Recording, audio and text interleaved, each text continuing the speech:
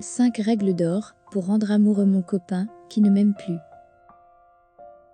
Comment puis-je savoir si mon partenaire ne s'intéresse plus à moi? Le simple fait de se trouver à quelques mètres l'un de l'autre peut souvent déclencher des soupçons et des inquiétudes. Mais comment en être sûr? Vous vous êtes alors rendu compte que vous éprouvez ces sentiments depuis un certain temps déjà. Les soupçons, quant à eux, sont devenus si forts qu'ils ne peuvent plus être écartés. Évidemment, vous êtes inquiet. Vous enfreignez toutes les règles du livre. Ce qu'il ne faut pas faire lors d'une reconquête si l'on ne veut pas saboter la mission. Votre conjoint vous avoue alors que ses sentiments pour vous ont évolué, confirmant vos pires craintes. Parce que je suis enceinte, mon partenaire a perdu tout intérêt pour moi. Est-il possible que ma grossesse l'ait fait changer d'avis? Alors, oui, il a encore de l'attachement pour vous. D'ailleurs, c'est pour cette raison qu'il reste avec vous. Mais parfois, de grands changements dans la vie peuvent le chambouler. Voilà, il est confus, ne sait plus ce qu'il veut. Et par-dessus tout, il ne veut pas que vous souffriez. Alors, qu'attendez-vous pour récupérer votre bien? Il y a manifestement encore un lien, mais la relation semble condamnée. Est-ce une indication que mon amant ne se soucie plus de moi? Mais pourquoi mon copain ne m'aime plus? Ou bien du moins dit ne plus rien ressentir pour moi? Que puis-je faire pour raviver la flamme et le convaincre de rester à mes côtés? On vous revient avec tous les détails juste après l'intro.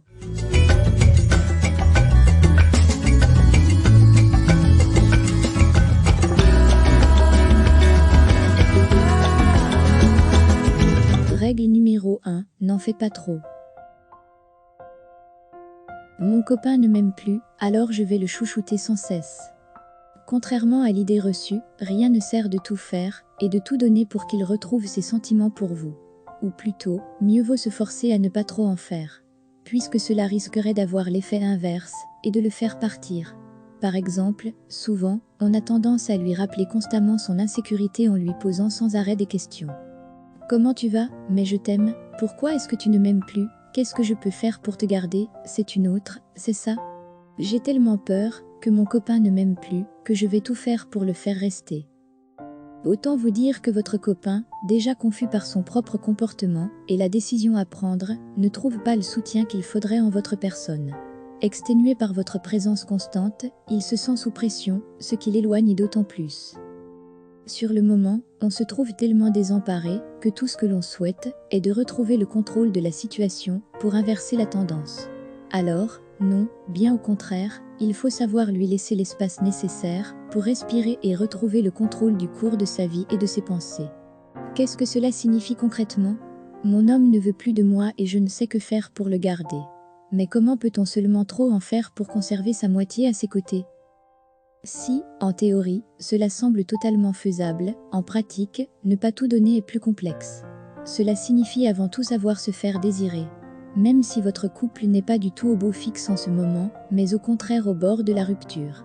À titre de comparaison, parfois, on veut tellement plaire à quelqu'un, même amicalement, que l'on va la couvrir d'attention et de cadeaux. Seulement, dans une relation vraie, cela ne suffit pas.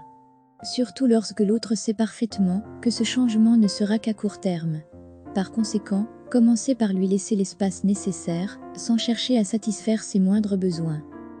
Et cela est valable dans tous nos conseils, pour essayer de se faire aimer et de récupérer l'amour de votre copain. Règle numéro 2, prendre ses distances pour créer le manque. Mon copain ne m'aime plus comme avant. Il dit avoir besoin d'espace, est-ce qu'il me quitte? Encore une fois, voilà que l'on vante les services du silence radio. Ou du moins de savoir prendre du recul en laissant de l'espace dans son couple. Ici, sans aller toutefois au silence absolu, commencez par laisser un peu de silence, de mystère peut simplement être suffisant. Prendre ses distances, pourquoi est-ce nécessaire? Mon copain ne m'aime plus, mais reste avec moi. Ne devrais-je pas rester présente pour lui prouver mon amour? La réponse est simple mais directe, puisque c'est un grand non. En effet, rien de pire, lorsque vous commencez déjà à voir les sentiments s'envoler, de voir quelqu'un s'entêter à se rapprocher, à la limite de supplier. Avez-vous déjà vécu cette situation, où vous vous sentez presque coupable d'en être arrivé là avec, sans jamais avoir dit quoi, que ce soit auparavant? Et pourtant, vous ne pouvez vous empêcher de ressentir une certaine pitié, à la fin parfois même du dégoût. En outre, il est bien connu que l'on ne s'aperçoit de ce que l'on aime, que lorsqu'on le perd. Prendre ses distances est ainsi particulièrement utile pour rappeler à votre copain que vous n'êtes en rien acquise. Enfin, cela a l'avantage de prendre le temps de réfléchir à tout cela, chacun de votre côté. Est-ce que l'impulsion n'a rien à voir dans vos réactions? Cette façon de réagir sous l'emprise des sentiments du moment? Quand mon copain ne m'aime plus, comment prendre cette distance? Comme mon copain ne m'aime plus, j'hésite à lui laisser de l'espace, par peur qu'il réalise être mieux et qu'il parte complètement. Aussi difficile que cela puisse paraître, il faut parfois accepter de ne pas être constamment à ses côtés, cela par amour. Car, sans cela, tout ce que vous risquez de faire est d'amenuiser vos chances de récupérer son amour et ses sentiments pour vous. Oui, cela va vous coûter, en particulier dans les premiers jours. Mais au final, pensez-vous réellement que le garder dans vos filets, sous votre contrôle, va le faire changer d'avis et le rendre heureux? Et puis, en contrepartie, ce temps vous permettra aussi de vous retrouver, de réfléchir à votre bonheur et à vos sentiments, et à ce qu'il s'est passé pour en arriver là. Règle numéro 3, dites non à la routine. Mon copain ne m'aime plus. Est-ce à cause de l'ennui, de cette routine que nous n'avons jamais changé? L'une des choses les plus néfastes qui puissent arriver à une relation est la routine. C'est celle que nous devons éviter à tout prix. Les humains cherchent toujours des méthodes pour se faciliter les choses, car la routine est dans notre nature. Par conséquent, ce que nous considérons souvent comme de la paresse est en fait une réponse évolutive. Un exemple est le développement de voitures améliorées, qui peuvent voyager plus vite et plus loin. En couple, cependant, cela peut être nuisible à long terme.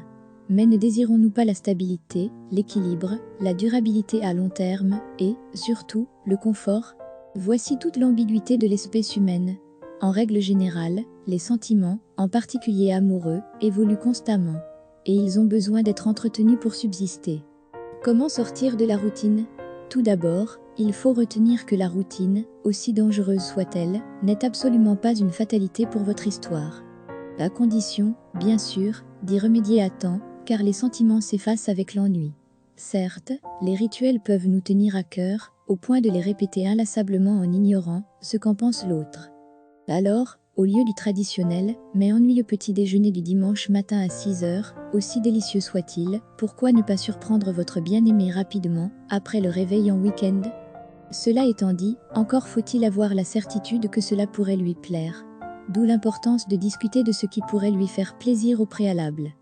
Simultanément, si vous voulez continuer sur cette voie, pensez à des méthodes pour le surprendre sexuellement. Rien de tel qu'un peu de piment dans votre vie privée pour raviver la passion et l'aventure du passé. Mais, avouons-le, si la routine a pris le dessus dans votre relation, vous devrez faire preuve de patience et de créativité pour rétablir l'élément de surprise sans devenir fou. Comment se détacher de ses habitudes passées?